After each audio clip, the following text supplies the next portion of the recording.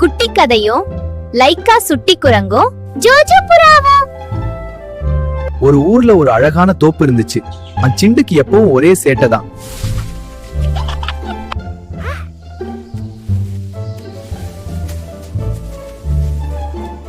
அந்த தோப்புல இருக்கிற பெரிய ஆலமரத்துல ஜோஜு ரொம்ப சாது. யாரு கஷ்டப்பட்டாலும் உடனே உதவி செய்ய குணம் கொண்டது.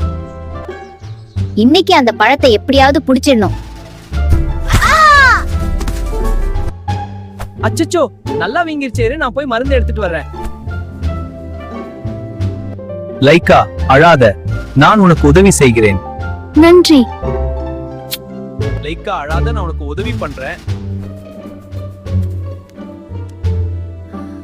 அழாதே, இது என் முன்னோர்கள் சொன்ன ரகசிய மருந்து. இதுக்கு புறா தைலம்னு பேரு. இது இயற்கையான வலி நிவாரணி. இத தடவினா வலி பறந்து போயிடும். தன் சிறகுகளால அந்த தைலத்தை இதமா தடவி விட்டுச்சு. அந்த இதமான சூட்ல சிண்டுவோட வலி மாயமா மறைஞ்சு போச்சு. அந்த எண்ணெய் தோல்ல பட்ட உடனே லைக்காவுக்கு வலி குறைஞ்சு சுகமா தூக்கம் வந்துச்சு. நாட்கள் பல உருண்டோடின.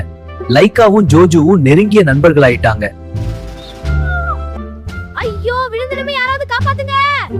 ஜோஜு அக்கா, பயப்படாதீங்க, நான் இருக்கேன் அப்படின்னு சொல்லிட்டு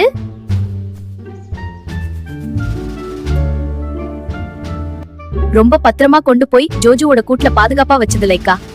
பாரு, இங்க செல்லமா இரு. நன்றி லைக்கா, அன்னைக்கு நான் உனக்கு உதவுனேன். இன்னைக்கு நீ என் புள்ளைய காப்பாத்திட்ட.